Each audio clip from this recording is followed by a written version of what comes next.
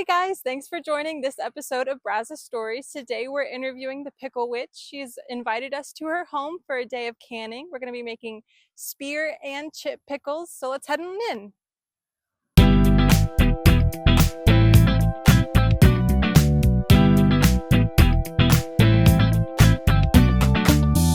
Thank you so much for sitting down with us. Why don't we start with how you came to Bryan College Station? Were you a native or are you chosen local? I chose to be here. And where are you from originally? Northeast Texas. I grew up about an hour outside of Arkansas in deep east piney woods. That's why I have the accent. I moved here when my third baby was in my belly. And I had a new relationship at the time and 2 toddlers already. And I've moved out of Bryan College Station 3 times in the last 15 years. And I've always come back again. What made you originally come here? I came here to get away from previous toxicity and to raise my children in a healthier environment. And it was the biggest place I'd ever lived. So it was really, new and interesting for me, even though, it's not so big, right? But it was for someone who grew up in a town of 500 people. Oh yeah, I bet. It was 100% different. But like I said, every time I left, I chose to come back again because I had built a community here. I had made friends. I had a support group that was better than my original family. And the chosen family that I had was always there when I needed them to be. I have to grab that timer real quick. Go for it. And pause. What got you into pickles? Oh, that's another life transition, life story. I was living off grid on a farm at the time. We were out in Houston County.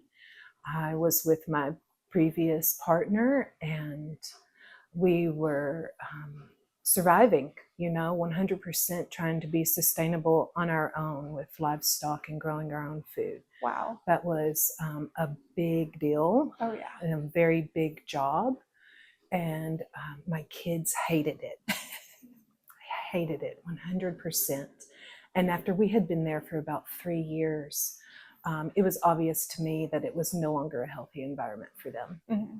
And I had to make a very difficult decision to stop doing what I thought was going to be our forever plan and build my life all over again. And I did. I ended up leaving and coming back to Bryan College Station, as I always do. I had a friend who had a vacant home at the time while she lived in Florida, and she allowed me to squat in her home for like 6 months while I built up my money, built up my employment. And also at that time, I was getting sober because I was living through a life of addiction. Okay. And that was a really big deal. I needed to be not drunk anymore in order to provide for my family again as a single mother. And I had already been making pickles on the farm. That was something that, just comes naturally with growing your own food on the land. You process it and put it away. To preserve it, right? Why waste it? That's not going to happen, Right. And so when I moved, the people who had already been purchasing pickles from me, that was their only question was, you're still going to make pickles, right? Like, this isn't going to interrupt that. And I was like, sure, I probably could, like I'm working 3 jobs, and I'm emotionally unstable, but I can probably make pickles too. Right. As long as you're paying for them, I don't mind. And so I did. I kept making pickles. And at the time, it was in very small amounts, but every time I made a case, I would sell out. And it was during COVID. And so I was doing porch pickups and deliveries, and people would order through the internet. I'd post something on Facebook or Instagram, and we would do Venmo purchases. And every time sold out, I'd have to make another case, make more. And it eventually got to the point where I had to quit working my other jobs in order to sustain the business full time. Wow. Yeah. That's awesome. It was really awesome. That's really cool. So when did you get into the farmer's market? I would say I've been at the farmer's market for almost 3 or 4 years consistently now. I was like 1 year into pickling and selling on my own when I finally got the guts to go and do it publicly. Yeah. And that was like post-COVID, when things were safer to be in the open, and I didn't feel like I was being reckless by being out and being exposed. And so I did. I applied. I got accepted. Me and my friend Katie, who had a vegan bakery at the time, we set up the first weekend together. It was so much fun. And then I got to where I was going every weekend. Yeah.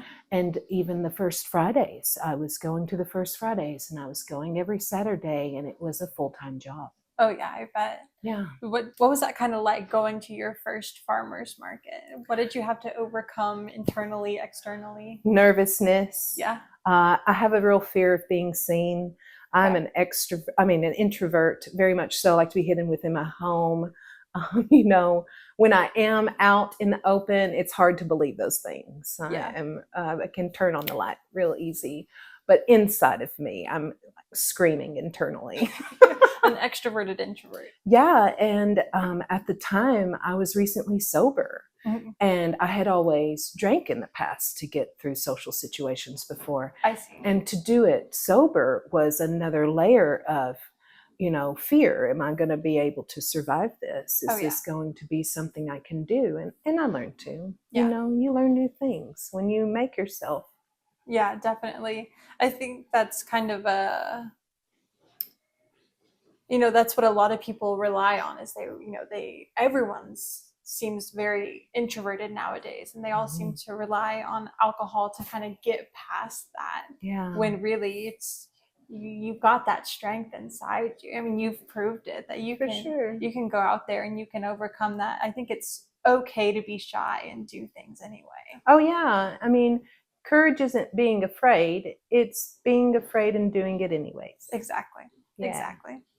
I guess you kind of answered our questions of how did you grow to where you are today. The demand was just too high. Oh yeah, Brazos Valley, man, they showed up for me. I chopped 3,000 pounds of produce in 3 years. Wow. I was averaging 50 to 100 pounds a week. There was no way I could stop chopping. Brazos Valley showed up for me, and I had to consistently show up for them. There were so many markets where I thought I was prepared and I would sell out and have to immediately make product again, you know. And then of course I have a pickle subscription program for my most dedicated fans. That's fun. Yeah. How does that work? Well, you prepay ahead for like 3-6 months or a year. Okay. And then you pick out the pickle you like the most, or pickles, because some people get more than one, and I deliver every month to your doorstep, and it's already paid for, Do you have like rotating seasonal flavors that you kind of throw in there in those subscriptions? Not rotating, but I do keep 4 flavors on the table year round. Okay. They're all best sellers. Yeah. People always ask that when they come up to the table, which one's the best? I'm like, they always all sell out. Yeah. Every single one. And it depends on who you are as a pickle addict, which one you like the most. I have 2 salt brine pickles, one that's simple and one that's spicy. Okay. And then I have 2 sugar brine pickles, one that's mild, and then one that's spicy AF. What's been your favorite moment so far? This house. Yeah. Getting here. Housing insecurity has been a struggle as an off again, on again single mom for 20 years. I either had it or I didn't. And I was struggling for it. Or I was either working 3 jobs to afford the outrageous rent.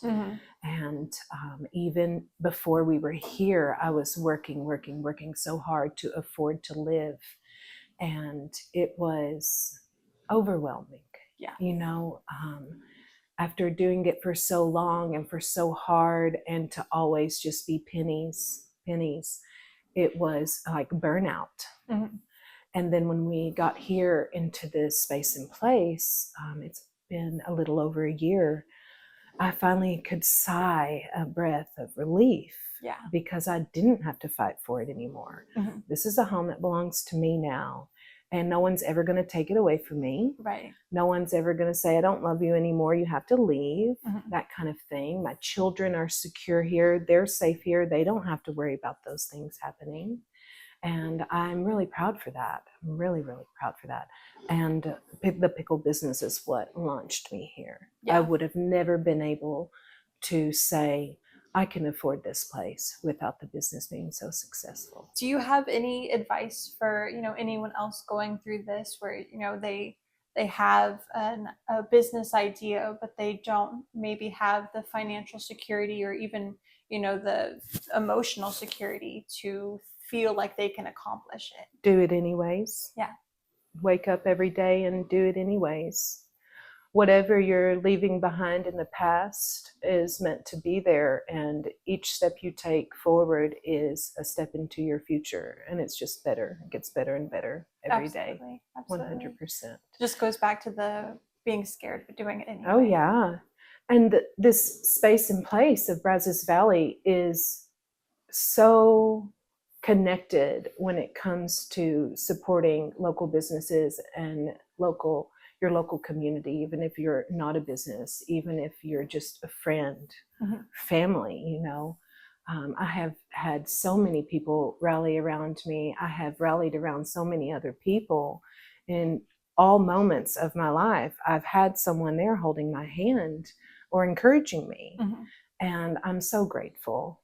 I'm so grateful. And once you put yourself out there into this space and place that we call home, people see you and they want to know you, and they want to know your story, and they also want to support you and get you to where you want to be with your goals.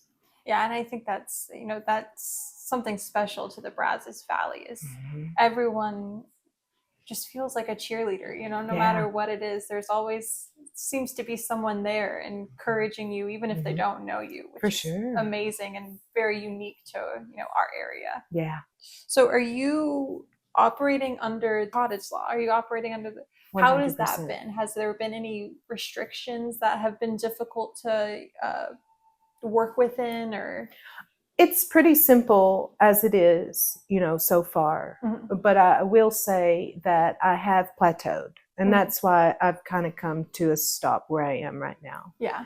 I've done as much as I can with the one woman power that I have. Mm-hmm. I cannot go beyond, that stove until I build a commercial kitchen, or I rent one here local in the community, and it's approved by the FDA, because pickles specifically have to have, a kitchen check, a kitchen run. Right. And they typically don't allow the kitchen to be shared when it comes to the canning process.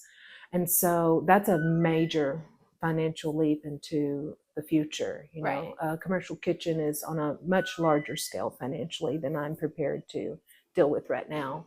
But that little building out there is supposed to be the future kitchen if I ever get the funding. Oh, fun. That'll be awesome. Yeah. I know you'll get there. It seems like you've got a great customer base, and mm-hmm. I don't think College Station would ever walk away from pickles. Everyone loves pickles. No, I haven't had too many walk away yet.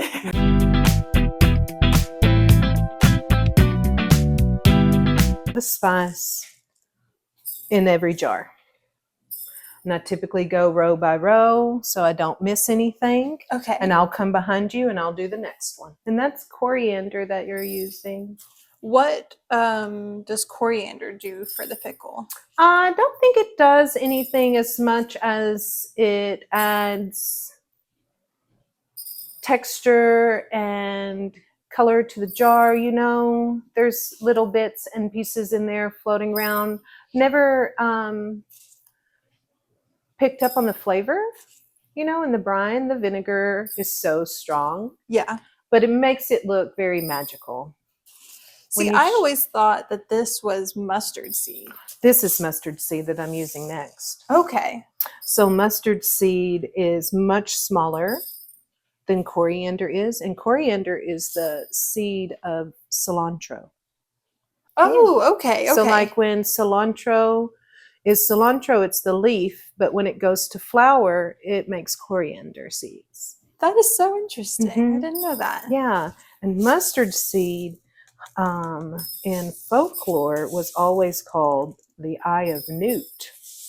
Huh. And so in witchcraft, when you see potions that say the eye of a newt, it's really mustard seed.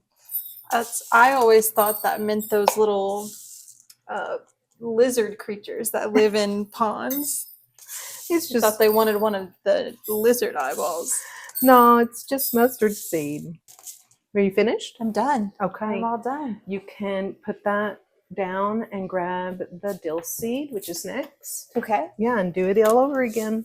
Awesome. Same scoop amount? Same scoop amount. Oh, these are so cute and little. Now, the dill seed does add a flavor, a scent. It's very strong and pungent. The mustard seed does as well. In fact, mustard seed is used in a lot of pickling and canning recipes because of its antimicrobial properties. It kind of adds like a boosted layer of don't grow here, you know, if you're wanting to inside the jar. Okay. Everything has to be as sanitized as possible. And if you add certain herbs in there that discourage bacteria from growing, it helps. Right. So the process before this was we boiled all of these jars, Sanitize them. and so that sanitizes them, and then the ingredients you add also help keep it clean in there. Yeah, Very nice. for sure. So where did the name the Pickle Witch come from? Oh, my very, very sweet friend Marigold. She is one of my community members here in BCS. Actually, she lives in outside of Austin, but she comes here often. She's a musician, and for the longest time, it was the Pickle Lady, the Pickle Lady, and I would be like, "Yeah, that's me, the Pickle Lady." But then she had a jar that I had sent her through the mail, and she was eating them and posting on Facebook, I think, and she was like, "This is witchcraft. This is a pickle witch that we have amongst us, you know?" And I was like, "Oh, I like the sound of that. I like it. I really do." And, you know, it kind of just fit. And so even though I'd already made business cards that said the Pickle Lady, I immediately changed and rebranded everything to the Pickle Witch. And it's just stuck ever since. I love that. Me too. Take a handful and a little pinch. That's about enough. A little less, or, well, I would say a Like a little thumb? more. Yeah, would be fun too. And I just kind of separate everything and place a little bit in each jar. You can grab that there if you want to. Okay, garlic is next. Okay. I don't know if you want to be on one end and me on the other, but there is 3 cloves to the jar. Okay. So I just get a handful and I dump them in 1, 2, 3. It smells so good. I My love garlic. eldest helped me peel this morning. Whoop, whoop. Lost one. Garlic down. And another. It's okay. This is part of the culling process. If it doesn't make it in the jar, it wasn't meant to be there. I'm just putting in a habanero on my habanero dills, one at the bottom so that I can keep my jars separated. When I start packing them, I will add the rest of the habaneros in the end. All right, so everything is in. We did all 3 spices. We did garlic and we did dill. I prepped my jars that have the habaneros. And so those are separated. The next thing to do is pack in the pickles. Okay. I grab a little chunk like that, and I always check it because you never know when something may slip in. Okay. And if there's a hair anywhere, this is the moment where you would catch it. Okay. It's really great to hold it up to the light. You would see it silhouetted if it was there. I just grab little stacks and I tuck them in. And I always use wide mouth jars for this very reason. So I can get my whole hand in here. And you see how I have to really shove it down in there. And they ain't moving. Oh no. No wiggle. And then we just start on the next layer. Okay. Go ahead.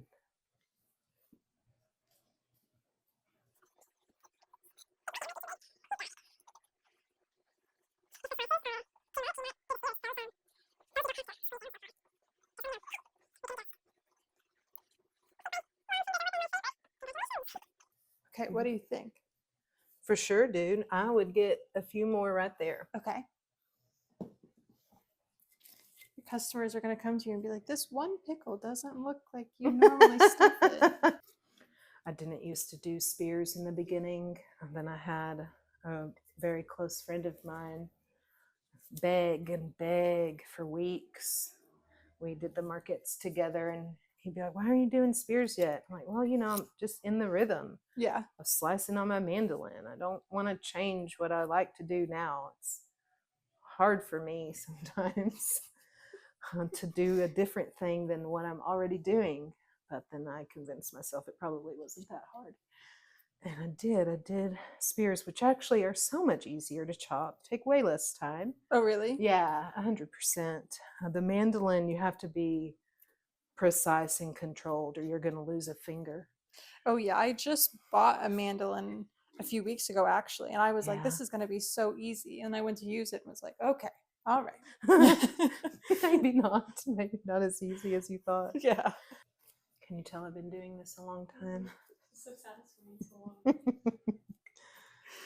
I think about my grandmothers, and if they can see me now, when they used to get so mad because you're not doing that right. And, don't you know? I taught you better than that. And as a kid, I didn't care. I thought it was stupid, like, God, I just want to go outside and play. Leave me alone.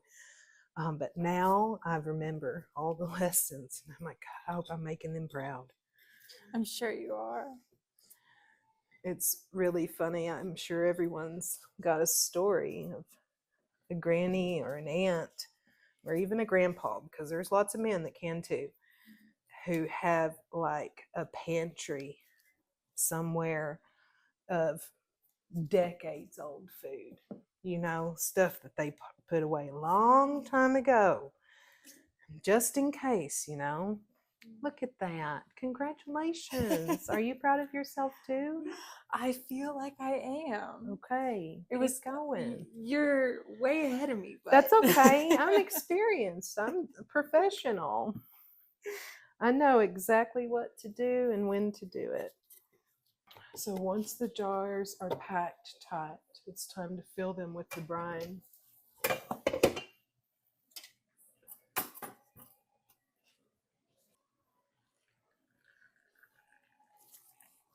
And this is just water, vinegar, and salt.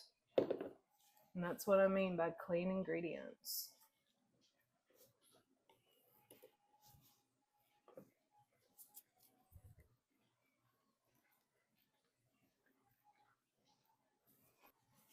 And in the rules of canning, when you're filling the brine of the jar, you want to get it 1/4 of an inch from the top, which typically is like this ring line here. It's a good way to measure it without sticking a ruler in there. That guarantees that the vegetable is submerged under the brine, which is one of the parts of the sanitation safe zone, process. Anything above the brine would be susceptible to the air, which is where the bacteria would be harboring. Okay. But the brine itself, because of the high vinegar content and the salt, is like the kill zone. Yeah. So we want to keep everything below it. If it's something like this, that's fine. It's going to still be okay. After we seal it with the lid, it's going to get pushed down some more, and there's really no risk after the water bathing is finished. Okay. But you want to try to keep it as close to being under the brine as possible. Okay. Another important rule of canning is fingertip tight. You don't want your lid loose at all. And if you squeeze it on so tight, there will not be enough space for air to flow whenever it is submerged in the water bath, and it will bust or explode. Sometimes even the lid will warp, the seal will warp, and those are poor canning practices. It's easy to make mistakes, and it's sometimes happens. Like, I really hope a jar doesn't break today. That's going to be a doozy. But we should have good luck. So you always pour your brine in to a 1/4 inch from the top, and then you tighten your lid down just to the fingertip.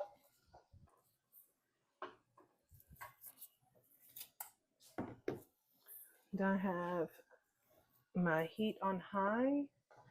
You want to make sure that the tops of your jars are covered by at least 1 inch of water, which is really important to the preservation process. And then you bring that up to a boil, and my time for processing is 15 minutes. What's next for the Pickle Witch? What are your plans for the future? Funding for the kitchen, 100%. Like I said, I've kind of reached my maximum capacity as myself, one woman.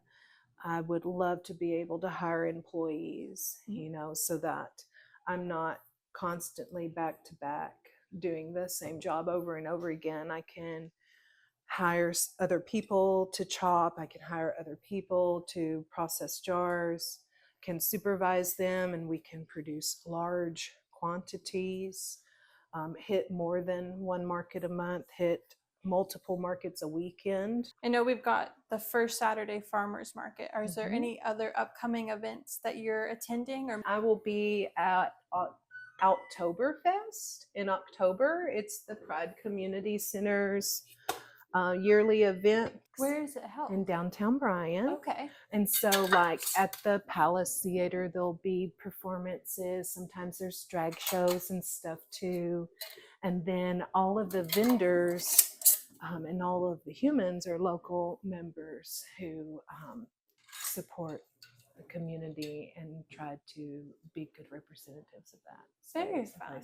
Yeah, last year was the first year we did it, and it was so much fun.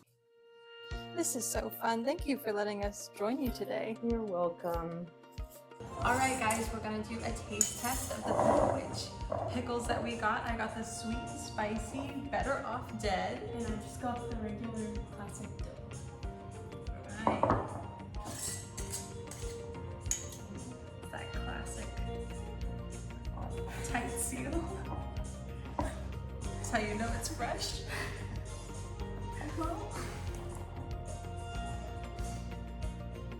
All right. Let's see if I can find some tools somewhere. Right.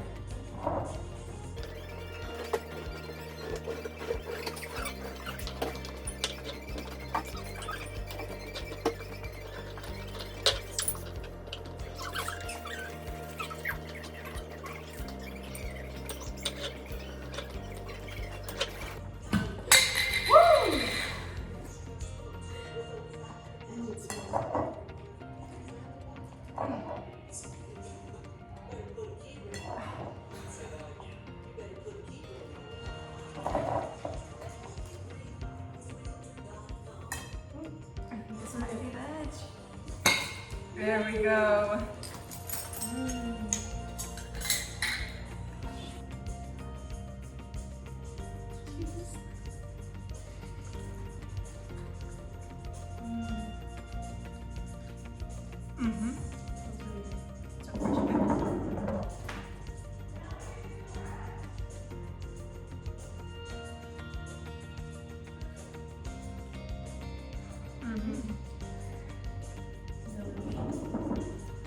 It's so clean and light.